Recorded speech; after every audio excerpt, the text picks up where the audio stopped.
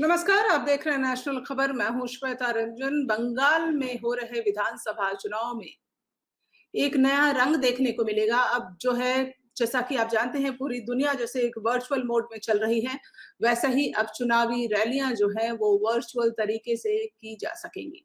तो पीएम मोदी हो या टीएमसी की मुखिया ममता बनर्जी हो, सब जो है अब वर्चुअल रैली का सहारा लेंगे। आपको बता दें कि पश्चिम बंगाल में 8 चरण में चुनाव होने हैं, जिनमें 2 चरण के जो चुनाव हैं बाकी हैं।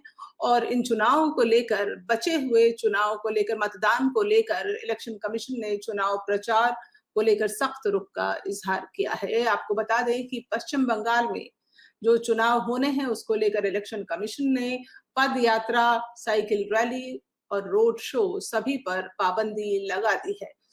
दरअसल ये देखने को मिल रहा था कि जो राजनीतिक दल हैं, नेता हैं, समर्थक हैं, वो कोरोना प्रोटोकॉल की धज्जियां उड़ा रहे थे, उनका उल्लंघन कर रहे थे। कोई भी प्रोटोकॉल्स जो है वो फॉलो नहीं किए जा रहे थे।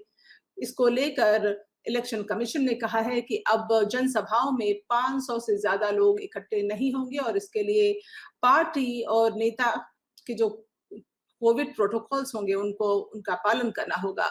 जैसे पर्याप्त जगह होनी चाहिए, सोशल डिस्टेंसिंग होनी चाहिए, मास्क लगाना, इस तरह की जो बेसिक प्रोटोकॉल्स हैं उनका पालन जरूर हो। ये हम आप 1 साल से सुनते आ रहे हैं कि क्या है ये बेसिक प्रोटोकॉल्स, और अगर चुनावी रैलियों में पार्टी या समर्थक उनका उल्लंघन करते हैं, उनको फॉलो नहीं करते हैं, तो बहुत ही शर्मनाक स्थिति बन जाती है।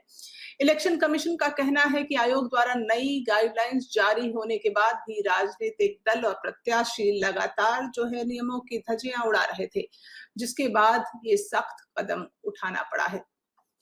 तो ये कदम चुनाव आयोग को इसलिए उठाना पड़ा कि लगातार जो है दे रही गाइडलाइंस के बावजूद, लगातार बोलने के बावजूद भी चुनावी जो दल है, राजनीतिक पार्टियां हैं, वो उनको सिरे से खारिज कर रही थी, उल्लंघन कर रही थी। जो भीड़ थी उसमें भारी संख्या में भीड़, और जैसे एक पर एक लदे हुए लोग हों और किसी तरह का कोई प्रोटोकॉल पालन नहीं हो रहा था। तो कोरोना के बढ़ते इस संक्रमण के बीच पश्चिम बंगाल चुनाव में पीएम मोदी और ममता बनर्जी अब रैलियों में नजर नहीं आएंगे। आखिर के दोनों मतदान के लिए बीजेपी और टीएमसी ने वर्चुअल रैली करने का फैसला किया है। चुनाव आयोग की ओर से आदेश जारी किए जाने के पहले ही हालांकि पीएम मोदी ने 4 रैलियों को कैंसिल कर दिया था और कहा था कि वो वर्चुअल रैली करेंगे। उसके बाद लेकिन ये फैसला इलेक्शन कमीशन की तरफ से भी आया है। टीएमसी ने पहले ही कह दिया था कि रैलियों पर पाबंदी लगेगी, वो रैलियां नहीं करने वाली हैं उनकी पार्टियां, और साथ ही उनकी पार्टी, और साथ ही कांग्रेस ने तो पहले ही अपनी सारी रैलियां रद्द कर दी थी। तो ये एक ऐसा मौका है जब देश में जो हालात हैं वो सुखद नहीं है, अच्छे नहीं है, हर तरफ एक परेशानी है, जिसको लेकर इलेक्शन कमीशन ने ये कदम उठाया है। और गुरुवार को पीएम नरेंद्र मोदी ने ट्वीट कर लिखा था, कल मैं कोरोना से पैदा हालात की समीक्षा के लिए उच्च स्तरीय बैठक में शामिल रहूंगा, इसके चलते मैं पश्चिम बंगाल नहीं जा रहा हूं। ममता बनर्जी ने भी ट्वीट किया, कोरोना के केसों में तेजी से इजाफे और चुनाव आयोग के आदेश के चलते मैं अपनी सभी रैलियों को कैंसिल कर रही हूं, अपनी वर्चुअल मीटिंग्स का शेड्यूल जल्द ही साझा करूंगी।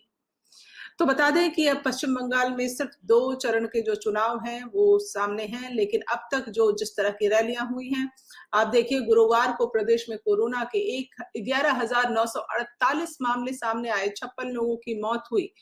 तो जब देश में एक ऐसी हालात है, जब हर कोई संकट महसूस कर रहा है, तब काफी देर ही सही पार्टियां जो हैं वो दुरुस्त हुई हैं, जागी हैं, और अब हो सकता है जल्द ही इस मामले को आज मीटिंग है प्रधानमंत्री की, उच्च स्तरीय मीटिंग, जिसमें वो तय करेंगे कि इस हालात से कैसे निपटना है। तो कोई जल्द ही इसका समाधान निकले, यही उम्मीद करती हूँ। आप अपना ख्याल रखिए और अपने परिवार का भी हमारे साथ यूं ही बने रहा कीजिए, हमें अच्छा लगता है। नमस्कार।